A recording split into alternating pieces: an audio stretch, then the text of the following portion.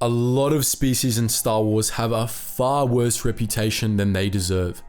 This is usually because fans aren't exposed to average members of their species too often and end up judging species based on some of their worst representatives. The Gendai, for example, are frequent victims of this. Most fans only know about one member of their species, Dirge, who was a complete psychopath, a sharp contrast to his mostly pacifist people. An example of this that we'll be discussing today is the Ithorians. These hammer-headed aliens had a lot of poor representatives in the galaxy at large, but in reality, Ithorians were peace-loving and generous. In this video, we're going to be taking a dive into what these gentle giants were really like.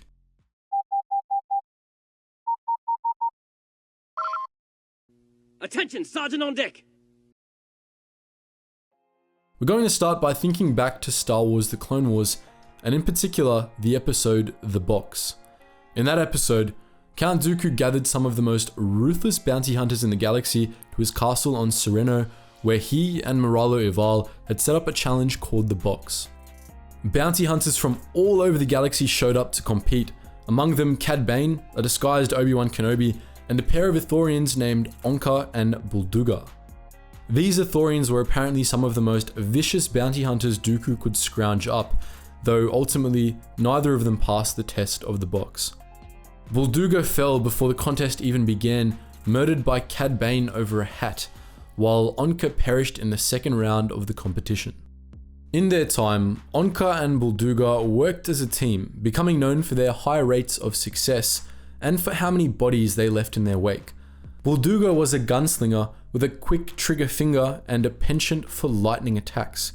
Onka, on the other hand, was a heavy hitter. While Bulduga favored stealth and agility, Onka valued strength and firepower, preferring to just keep blasting until his targets were dead. They complemented each other well, leading to a high success rate that most bounty hunters didn't even come close to matching. Their skills served them well right up until the very end. Interestingly, Onka and Bulduga weren't the first Ithorians to go into bounty hunting, nor were they the first Ithorian brothers to hunt as a team. 4,000 years earlier, during the Mandalorian Wars, two more Ithorians served as well-known bounty hunters, the Mumo brothers, Dob and Del. They too were rather violent and brutish, but unlike Onka and Bulduga, they weren't exactly top tier. They had a rather low success rate, and they often fought with each other, which tended to cost them missions. To quote Marn Hiragriff, they put the oop in stupid. These sorts of Ithorians are rather common in more well-known Star Wars stories. The Clone Wars also featured unscrupulous Ithorian bartenders and thugs, while the Bad Batch features an Ithorian on Ord Mantell who also seems to have been a bit shady. As you may have guessed, however, these Ithorians were all nothing like most of their people. The bounty hunters in particular couldn't have been more different. The Ithorians evolved on the planet Ithor, as you may or may not have guessed from their name. Ithor was a world like no other. Its 5 continents were completely covered by a vast, tremendously biodiverse jungle, home to countless native species, many of which were never discovered by sentient beings due to the density of the jungle. The planet's great Bar 4 and Vesuveg trees were semi-sentient, and there was evidence that the whole biosphere of Ithor was connected in some way and existed as one great web of life, all interconnected. The Ithorians recognized this early in their development as a species. They revered Ithor's biosphere as the mother jungle, which they considered to be a sort of goddess. Those among them who were force sensitive, their shamans, were particularly attuned to the jungle and encouraged their herds to avoid killing even the smallest of jungle creatures, save only for the small insects the Ithorians ate. Even most of the Ithorians who weren't all that into the species' religion had a great awe for life in all its forms, and a reverence for the jungles of their homeworld. As soon as the Ithorians had the technological capabilities to do so, they built great floating airships that hovered above the surface of Ithor, where they could live without disturbing the mother jungle. Before long, only a handful of Ithorians actually lived on Ithor itself, while the vast majority of the Ithorian population dwelled in floating cities and mobile herdships. These floating communities were detached enough from Ithor to be able to avoid interfering in the environment, but they were also close enough that the Ithorians could hear the call of the jungle.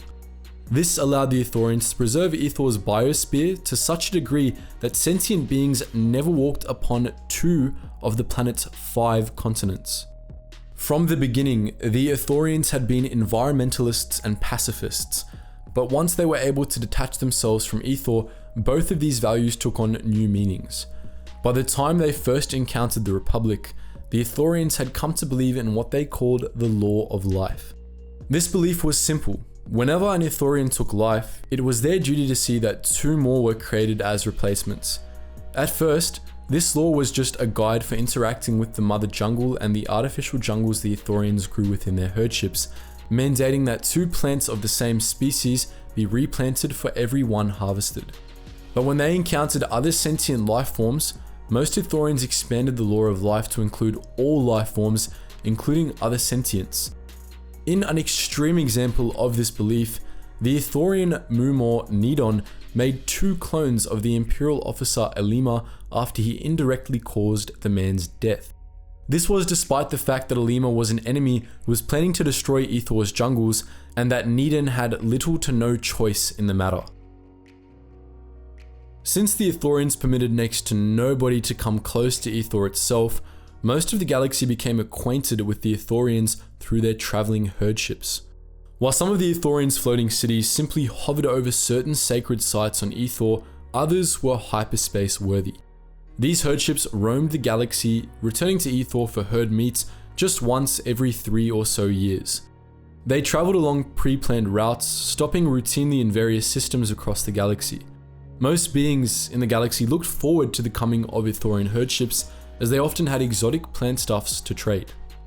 Each herdship contained its own mini jungle in a climate-controlled inner compartment, which was composed of various species that had been transplanted from Ithor itself when the craft was constructed. Unlike with the jungles of Ithor, however, the Ithorians lived in the jungles they kept aboard their ships and also made use of the various flora and fauna they cultivated.